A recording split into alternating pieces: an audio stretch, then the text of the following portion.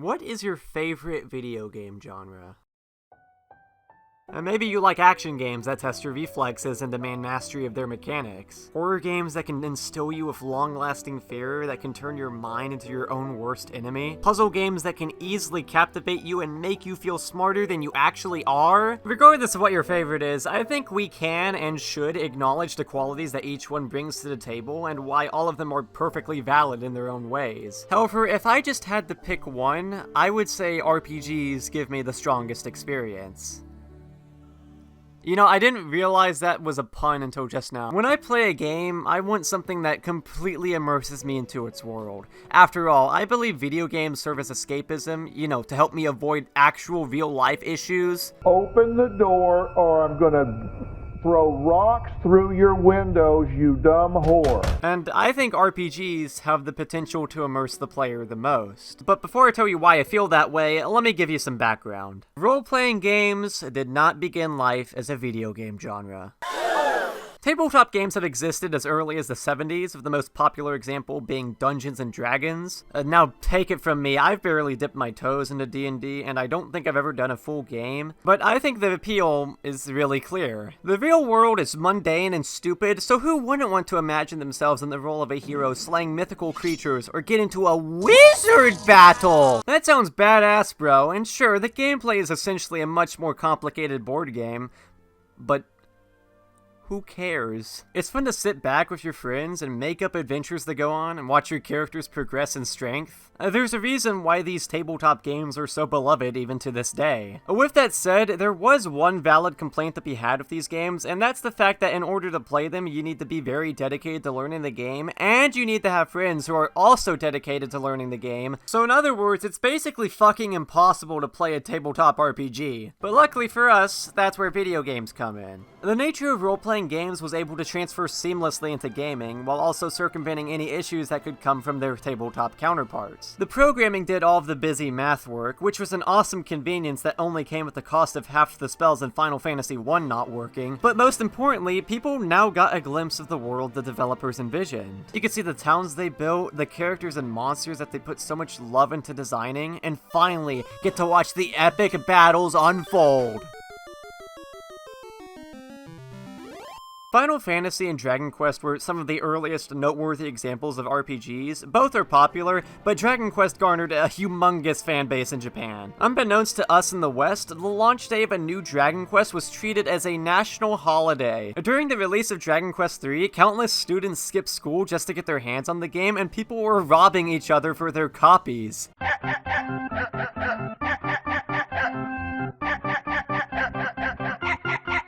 And tell me this, did that ever happen with Mario? No, because nobody likes Mario. It's an insane contrast to America, where a new DQ game coming out is like... While Dragon Quest hasn't strayed that far from its roots, its contemporaries evolved and changed greatly, and new ones with fresh ideas were being introduced as well. So to a lot of us over here, Dragon Quest doesn't really look like anything special, and I'm guilty of that myself. Whenever I saw one of these get announced at like a Nintendo Direct or something, I always thought to myself, who cares? Why would I want to play a game that takes place in a boring, tired setting that hasn't been original since the 90s with the basic, safe gameplay when I could play an action RPG or one with a more unique style? However, like all people with no taste, whenever Hero got added to Smash and I learned of the series' legacy, I finally decided that maybe I should give 11 its fair chance. And it was more wonderful than I could ever describe. Yeah, it's classic tried and true RPG combat, but refined to a perfect crisp while still offering plenty of room for customization and player expression. Accompanied with a glorious orchestral soundtrack in the re-release, don't listen to the MIDI versions, oh god don't. And a beautiful world with an enjoyable cast and an illegal amount of content made for an incredible adventure that I'll never forget. I was under the impression that this was the most bare bones basic ass RPG you could find, when in reality what I got instead was a package that summed up everything I love about the genre, and one of my favorite games ever. And yeah, I do feel stupid for judging a book by its cover. Maybe we shouldn't do that. I had played games like Bravely Default and Second beforehand, but outside of those, my exposure to the genre was mainly limited to what? The Mario RPGs? Pokemon? Fire Emblem? But Dragon Quest was more adventurous than anything I'd experienced prior. Anyway, I'm gonna hop off this game's dick now to tell you that I think that's essentially everything I like about RPGs. Of course, I love the gameplay as well whenever it's done right. The best part is that while turn-based combat has remained a staple, that hasn't stopped developers from getting experimental and trying out other battle systems while keeping the core foundation intact. I mean, as long as I can still level up, you can do whatever you want as far as I'm concerned. The genre has changed a lot over the past few decades. There have been new settings and story topics introduced to these games that now there's something for everyone. What about an RPG in present-day America, post-apocalyptic Tokyo? What if Mario had an RPG where mashing buttons made you do better? What if we enslaved animals? What if they weren't turn-based? What if they gave you carpal tunnel? What if they were bad? And despite all of that innovation and the immeasurable amount of work that has to be put into making one now, more than ever, I can't think of a single genre that gets more unnecessary shit. Now, I understand that not every video game is going to mesh well with everybody. I mean, we're all wired a little differently, but that's cool. If everybody liked the same stuff and repeated the same two positive things about every video game, then I probably wouldn't have made so many videos talking about video games due to how dull discussion would have become. So I think it's important to hear people out whenever they don't like something and try to understand their issues with it. However, sometimes a whole genre just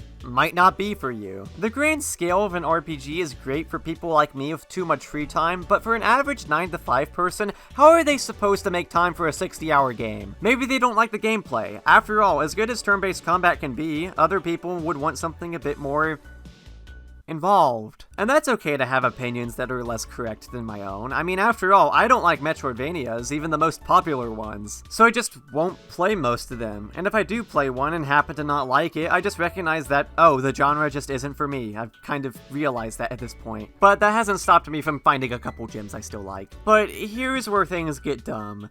I feel like the loudest critics of RPGs are people who don't like RPGs, but still play them and critique them anyway. There are valid criticisms you can throw at the average RPG, but I feel like every other week somebody shows up saying RPGs are unnecessarily long, require tons of grinding, and that turn-based combat is severely outdated. Dog, the fact that every day I'm at risk of seeing a person who doesn't like RPGs have a bad take about RPGs is a violation of my human rights. And it feels like it's only RPGs that this happens to. Nobody ever says that 2D platformers are old and boring, even though unless if it has Donkey Kong in the title, they are old and boring. But everyone likes to dog on RPGs because they can't understand that maybe not every genre has to accommodate your taste. The most common complaints are directed at turn-based combat. There are a variety of different battle systems that have been experimented with over the years, with most modern RPGs using more involved action combat that requires on-the-fly thinking. I think it's good that the genre has expanded into more gameplay types while still managing to retain key features such as character progression via level-ups. These make for much faster-paced RPGs that still have a lot of the aspects I love about these kinds of games. But in the public eye, turn-based combat is ew! It's commonly ostracized as outdated because it's slower paced, less engaging, and old. Now don't get me wrong, there are things to not like about turn-based combat. It does slow down the pace, and paired with random encounters, it can become tiresome after a while. But RPGs that really know how to take advantage of the battle system are like,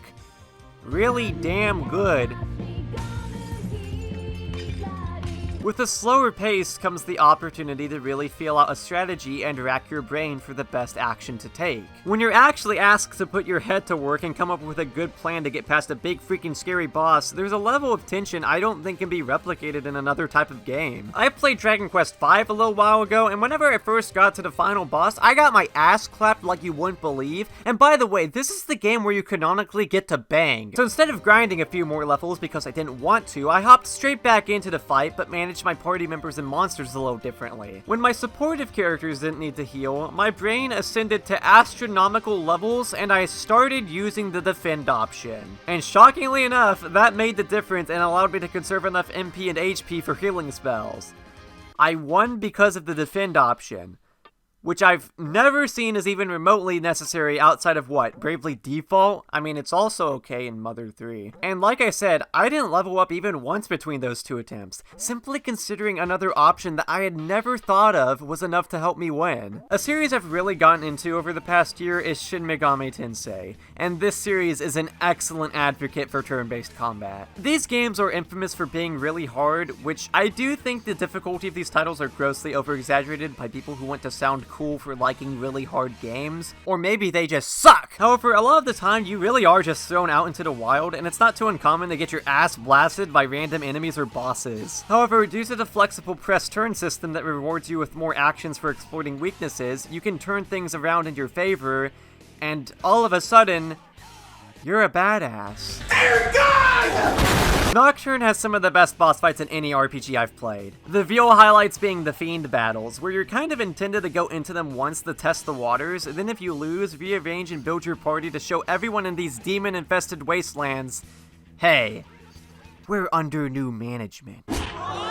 And again, by turning these systems around in your favor, grinding is practically a non-issue. Yes, you should keep your levels up, and you should engage with most enemies you come across to not fall behind. However, there's a common misconception that grinding is a common thing among RPGs, and I think that you're just bad. It's a completely overblown stigma that only exists because of older titles that came out during the Dark Ages before the ancient art of balancing your game properly was discovered. Now, grinding for gold to get a required key item in FF1, or having to train a new party member in Earthbound Beginnings from level 1 because the devs are secretly genius and it makes sense story-wise, but I'm still going to take any chance I can get to make fun of this game because I think Earthbound Beginnings sucks! Yeah, you know, it is something that is undoubtedly a requirement to progress in some games, but it's a sign of poor game design, not a staple of the genre. Most games, especially nowadays, give you the tools to deal with any encounter. Provided you actually engage with the combat, you won't have to actively spend more time than usual grinding. Why do you think people do low-level runs on, like, a large variety of RPGs? If anything, grinding is more of a player choice. If you want to really deck out your party with insane skills and equipment, then you can grind more, but calling it a necessity in most games is ridiculous. However, with that said, I do think more RPGs should implement ways to make grinding more fun for those who want to do it, such as how Bravely Second and The World Ends With You have chain battle features that make battles more challenging but far more rewarding. I love those features. They make random battles all the more fun while also giving you a gigantic reward at the end of the chain, and it's a real shame that more games haven't implemented a feature like this. Those are the only two games I can think of that sport such a feature and do it well, and I think that, on top of the random encounter slider, should be commonplace for most games,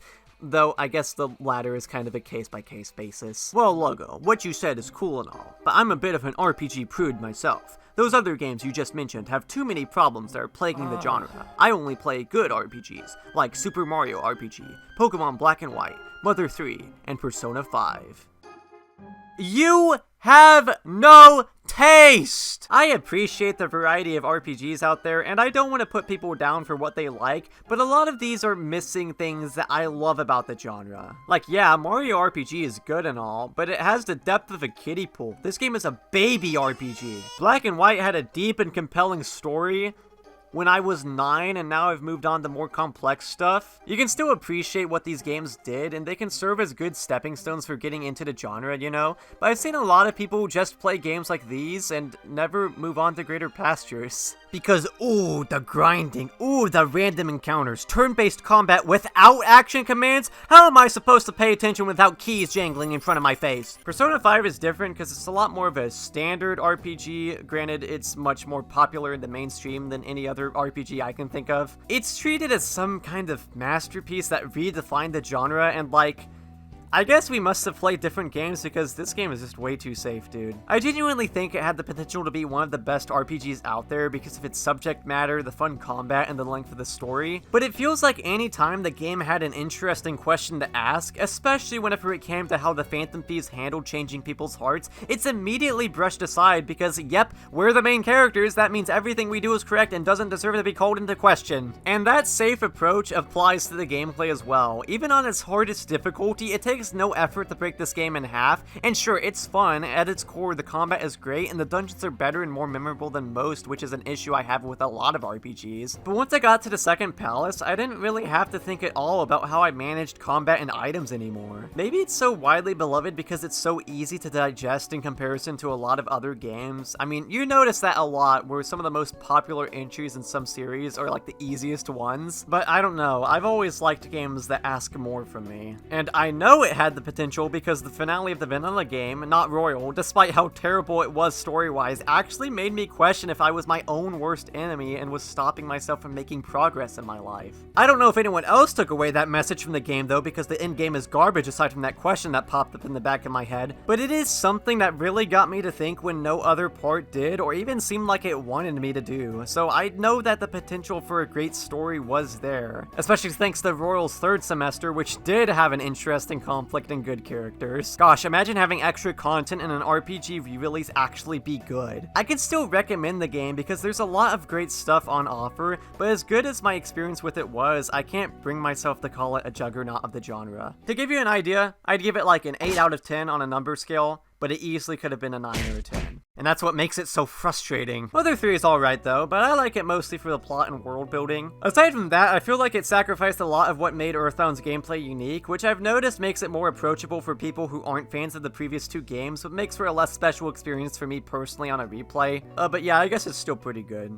Oh, and I can commend the game for having actually good writing. I didn't include this section to bash a bunch of beloved games that I view as too casual or overrated, because I like all of these games. But to treat them as the best games of their type, like, I'm not trying to be elitist here, I'm really not, but it really sounds like something a person who hasn't had a ton of experience in RPGs would say. Hey, so I decided to add this part in later. Throughout this video, I wanted to make sure I didn't come across as condescending, and I'm just kind of afraid some of the things I say can be taken that way no matter how much I try to clarify that that's not my intent. I'm not making fun of anyone who likes these games, and I still think that there's enjoyment to be had with them whether you're a newcomer to the genre or a veteran. It's just, I remember that around the time Mario RPG's remake was coming out, I saw a lot of people online saying, "Ooh, you guys get ready for possibly the best RPG out there." We can agree to disagree, but to me, it's a good game, but the best of its genre?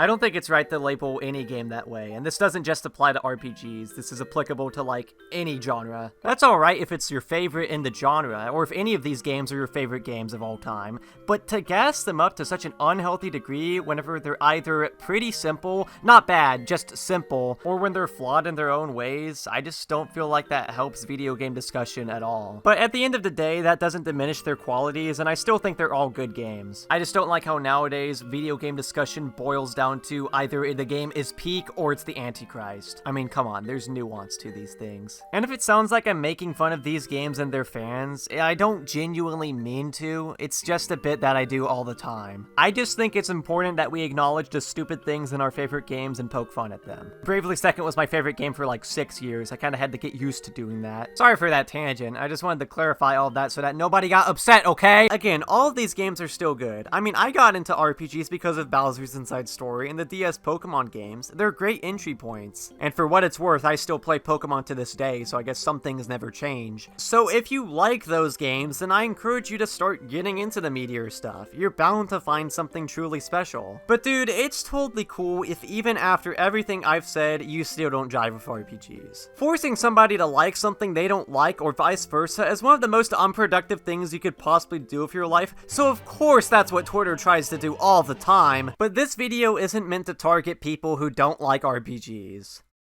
This is meant for people who think RPGs are just a bad genre. Like, in general. And that you're stupid for liking them. And that they serve zero purpose! There is no genre with as many garbage takes surrounding it as RPGs. I mean, maybe horror games, maybe. The turn-based combat gets the absolute worst of it. There's a reason why this combat type still exists. Like I said, it's because of planning and strategy, while action RPGs or ones with active time battle ask for more reaction time and faster decision making. It's a different way of playing the game, but just because you find it more appealing does not make the other style obsolete. That's such a narrow-minded way of thinking, but it's a disturbingly common opinion, and I don't get it. You know, I'm really self-conscious about my attempts at humor, especially nowadays, because there are people people out there who say the wildest nonsense I could never hope to top.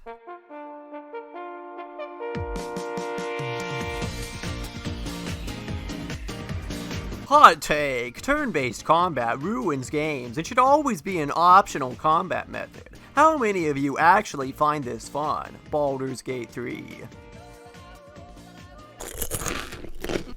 I'm sorry, huh?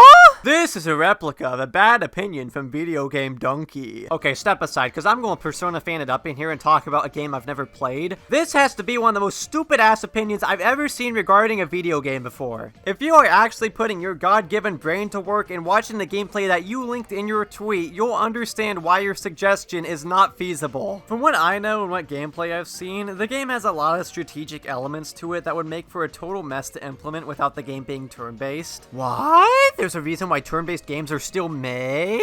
But even if they could somehow give you an option to make the game more action-based, it would require a ridiculous balancing act trying to make this whole game, that mind you notably has a ton of content and variables to make everyone's playthrough different, work with both gameplay styles and still be fun. Turn-based combat ruins games. Dude, how can you be so corny and still be so condescending about it? Video games are art, guys, unless if your game is turn-based. In that case, the game sucks because it's not the way I want it to be, so you should kill yourself now! I'm happy Baldur's Gate 3 won Game of the Year because 1, it seems like it deserved it more than the other nominees due to the sheer effort put into the game, and 2, and more importantly, it exposed so many morons online. There's one positive thing to take out of this discourse, it's that it's made me interested in playing Baldur's Gate 3, so thanks for that. The only issue now is that install. Oh, good heavens! And you might be wondering, why am I so upset by what random people are saying? People say dumb shit all the time on Twitter, and where do you think I get the idea for making all these discussions? And the actual devs of the game probably don't hear this non-criticism, so why do I care? Well, just because they don't hear it doesn't mean it doesn't matter. This toxic mindset needs to die already, because it's completely disrespectful to the games as an art form and the people who worked on them. It's like saying Mario 64 would be a lot better if Mario had a shotgun.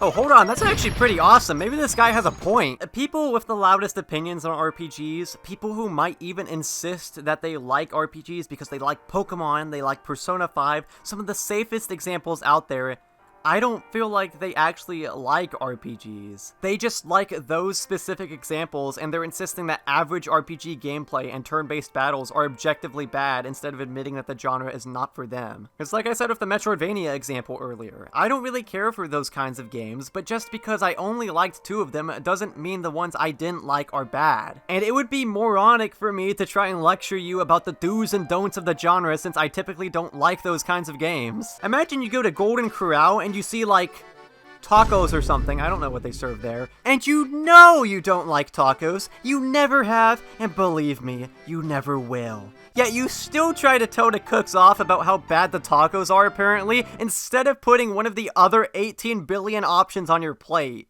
Donkey. And don't get me wrong, I'm not trying to say RPGs are immune to criticism. I mean, I could make a whole video about the problems I see countless RPGs fall into, like difficulty balancing, lack of quality of life improvements that games from a decade ago introduced, lots of poor unsubtle writing, anime-isms, dungeon design. Oh please, don't get me started on that last one. Oh, please. Please don't. Please don't! I could write a whole book on the issues of RPGs, especially whenever it comes to storytelling. That is one area in particular where I feel like a lot of RPGs fall into the same pitfalls, and devs need to be more confident in what they're writing rather than falling back on tired tropes that they think general audiences will like. That's probably just a me thing, though. But do you think this comes off as a genuine piece of criticism? I'm harsh on RPGs because a lot of them have given me amazing experiences I wouldn't give up for the world, so whenever I see one with great potential not living up to its fullest, it's disappointing.